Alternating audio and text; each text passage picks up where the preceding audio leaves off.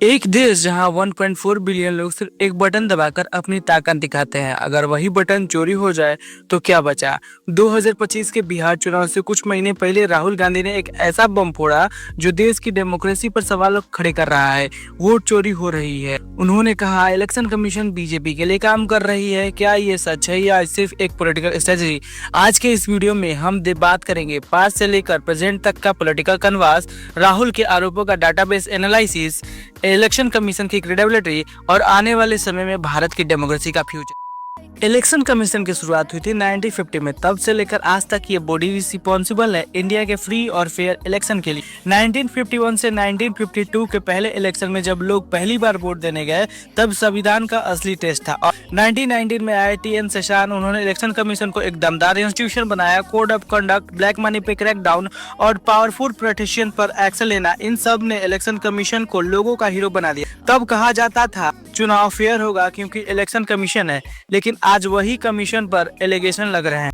India ने election को modern बनाने के लिए कई चेंज किए। ईवीएम लाए गए, वीवीपैट इंट्रोड्यूस हुआ, CCTV surveillance, voter roll digitalisation और रिमोट वोटिंग जैसे कंसेप्ट पर काम हुआ। लेकिन हर नए सिस्टम के साथ नए सवाल भी आए। क्या ईवीएम हैक हो सकता है? क्या वीवीपैट स्लिप मैच होती है? क्या वोटर लिस्ट में अनफेयर चेंज हो रहे हैं? राहुल गांधी ने इन सवालों को कभी लाइटली नहीं लिया। उन्होंने पहले भी ईवीएम को ब्लैक बॉक्स बोला था और अब वो कह रहे हैं वोटर लिस्ट ही छेड़ दी गई है।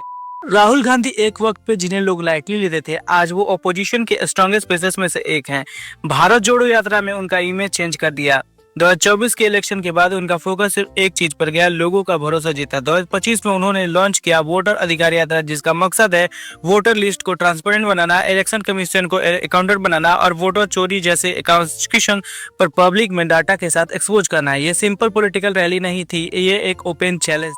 17 अगस्त सासाराम रैली में राहुल गांधी ने कहा इलेक्शन कमीशन बीजेपी के लिए काम कर रही है। बिहार में करोड़ों जेन्युइन वोटर्स को हटा दिए गए, महाराष्ट्र में 1 करोड़ फेक एंट्रीज ऐड की गई और सबसे बड़ा सवाल इलेक्शन कमीशन इस पर साइलेंस क्यों मेंटेन किया है?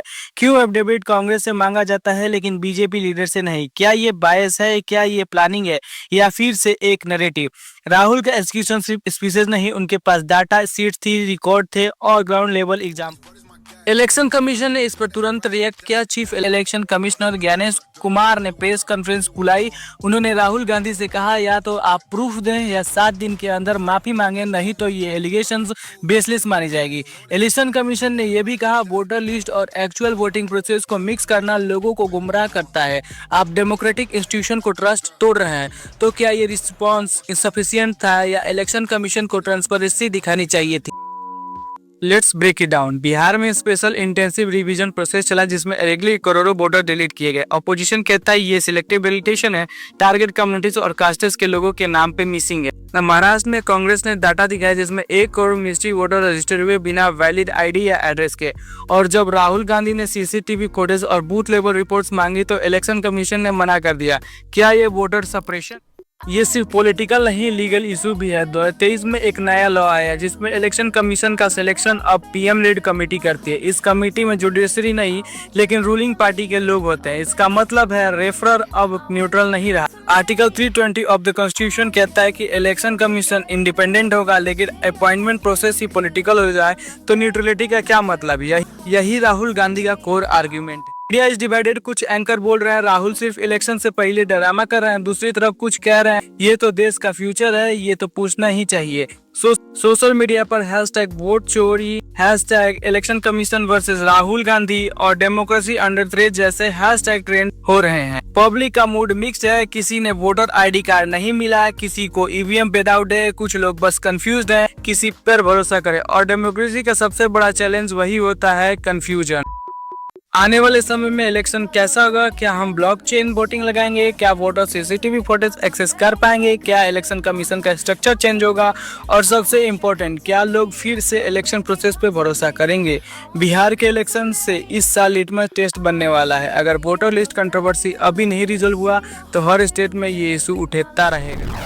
वोट चोरी या वोट थ्योरी, ये सिर्फ पॉलिटिकल डिबेट नहीं, ये पब्लिक फेथ का सवाल है। राहुल गांधी ने एक नैरेटिव सेट किया है सिस्टम के फ्लॉज को लेकर। इलेक्शन कमीशन ने अपना स्टैंड लिया है रूल्स और डाटा के बेसिस पर। सच क्या है ये डिसाइड करेगा आपका ट्रस्ट, आपका अवेयरनेस और सबसे इम्पोर्टेंट आपका सवाल पूछना। कमेंट करके बताओ, क्या आपको लगता है राहुल गांधी सही कह रहे हैं या इलेक्शन कमीशन पर अब भी पूरा भरोसा है।